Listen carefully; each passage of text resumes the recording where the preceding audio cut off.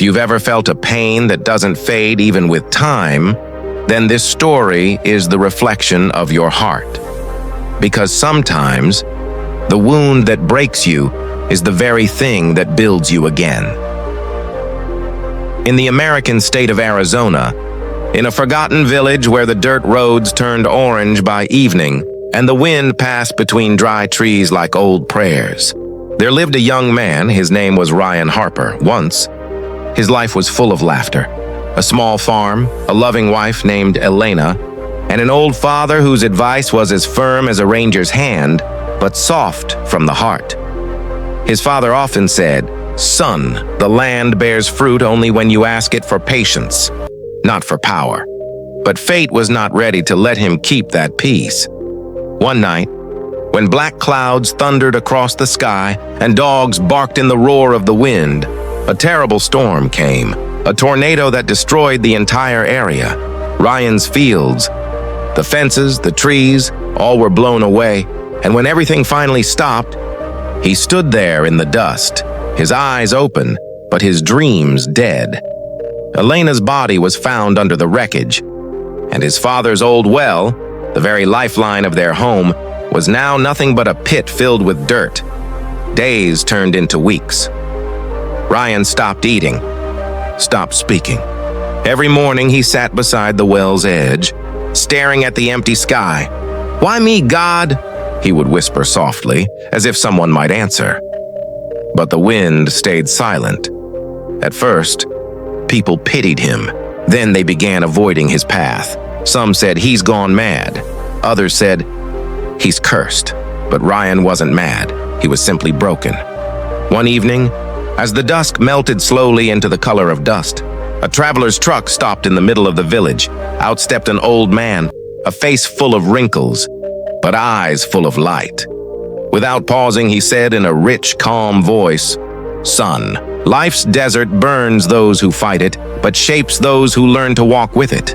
The same sun that burns you can also teach you to shine." The words sank deep inside Ryan's heart. That night, when the whole village was asleep, he picked up his old bag, a few dry pieces of bread, a bottle of water, and his father's wooden watch. Then he walked away from his farmhouse. The road was long and empty. The fields had ended. Only rocky ground and dust storms remained. The days burned him alive. The nights froze him to the bone. Many times he fell, but each time he remembered, keep walking. Stopping is death. On the seventh day, when the sun scorched the earth with all its might, Ryan saw an old truck turned over. He went closer. Inside sat a wounded man and his little boy. The child was trembling, and the father's breath was shallow. Ryan had only a little water left. Without thinking, he poured all of it onto their lips. Then he lifted the man onto his shoulders and walked for miles. Sand, sweat, and tears all became one. When he reached an old pasture, he fell to the ground. A farmer's family saw them, gave them water, and offered shelter. The next morning, the wounded man was alive. The boy hugged Ryan and said, "You saved my papa." Ryan smiled for the first time. Something soft awakened inside his heart. Purpose.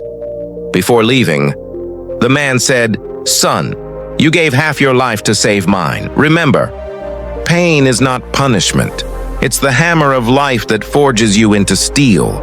That night, Ryan cried after a long time, not out of weakness, but out of gratitude. He felt that maybe God hadn't abandoned him.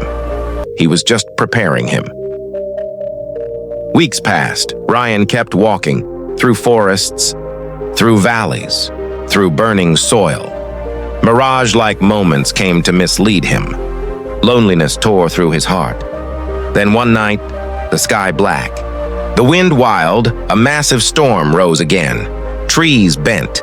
The ground trembled. Ryan crouched beneath a rock and shouted, "Oh God, is there still more left? What else do you want from me?" Then, complete silence. No wind, no sound, only a soft voice within his heart. "Not everything is over, Ryan. I am still here." It was not thunder's roar. It was mercy's whisper. When the storm finally passed, Ryan lay upon the ground, exhausted, but peaceful inside. Then he saw something, where the storm had struck hardest. The ground had cracked open, and from below, water shimmered through the earth. Ryan fell to his knees. He laughed. He wept, and he touched the water. For the first time in years, he felt life wasn't over. It was beginning again.